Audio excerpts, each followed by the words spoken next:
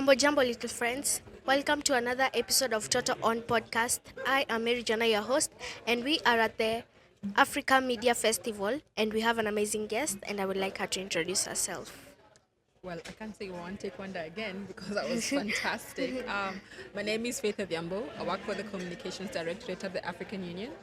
And what brings me here today is the Move Africa project, because what we do at the African Union is to ensure that Africans are able to move across the continent, to be able to work, live, and also establish businesses.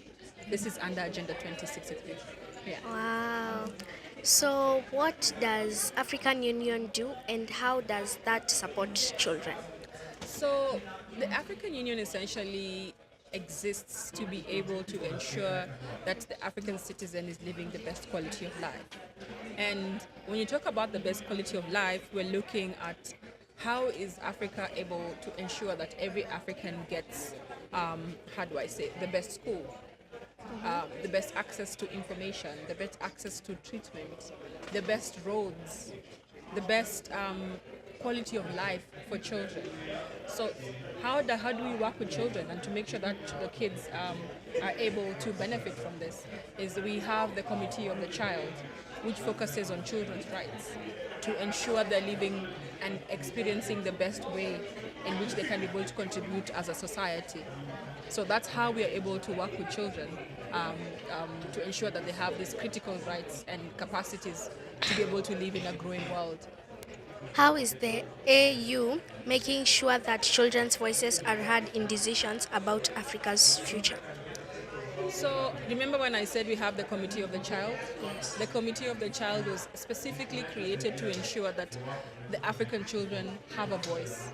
And how do they have a voice? You have a voice by the different policies that we create to ensure not only do you have a voice, but you also have the capacity to analyze and criticize even the decisions that are made. And also you can contribute to the policies that are being made about you, right? In addition to that, we also have a child rights division that ensures African children are protected from a social perspective. So if you're protected and you're given the right skills to be able to build on your capacity, and you're also given the environment to be able to grow, then I feel that's what the African Union is doing to ensure that children are living the best quality of life possible in the continent. Wow, that's amazing. Like, beautiful.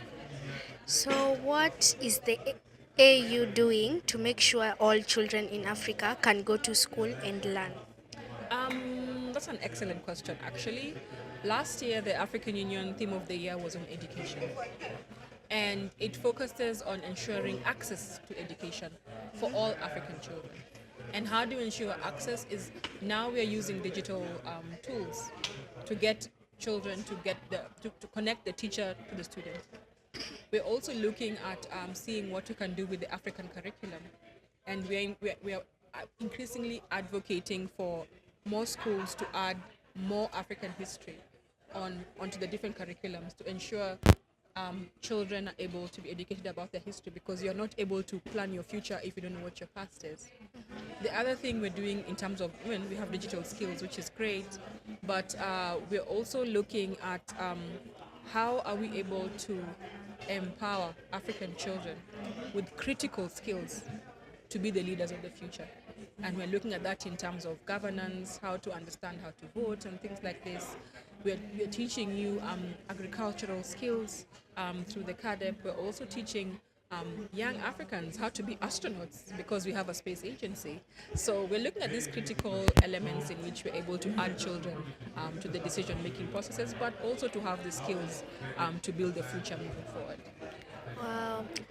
Basically, many children use the internet so far.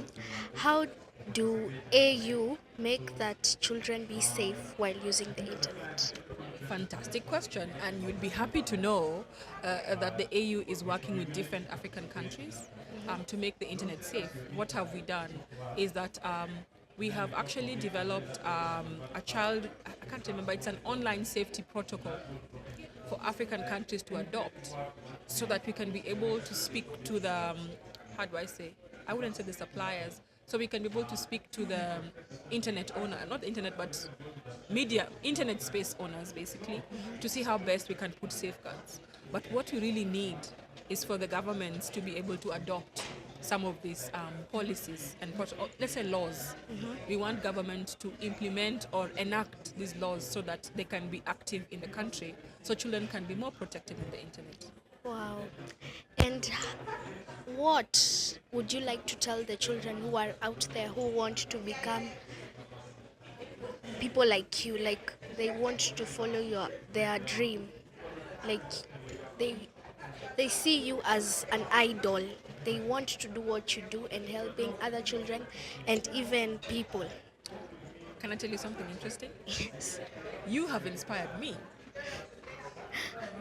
because naturally I'm very shy. You can't tell now, but naturally I'm very shy, and you have inspired me to be able to speak on children's issues, and you've also inspired me to learn more on how to protect children.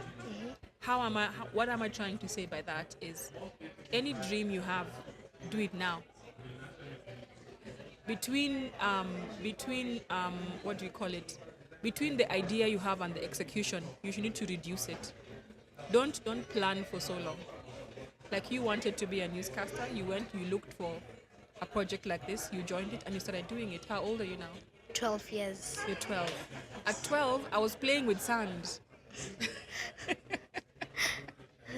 So what I'm trying to say is, dream big, and execute that dream. Follow it. Nothing can stop you from achieving anything you want.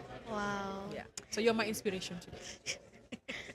Actually, as you see me right now, some people might think that I am not shy when I come up here. When I'm out there, I'm not nervous. But actually, when I come here, I'm very shy and nervous. But I tell myself, you can do this. It doesn't show. It doesn't show. Next time I want to see you on CNN, and big broadcast houses. I want to see Toto News having its own channels where I can watch your content. And what's so inspiring for me is that I would like to see more young people like you tell African stories, so that we are not, when you go to the internet, I can find stories that you have made. Because young people are the storytellers, and they keep saying you're the future, but you're now.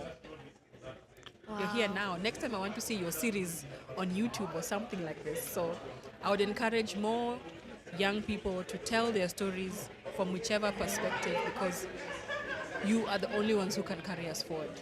So yeah, I'm inspired. Okay.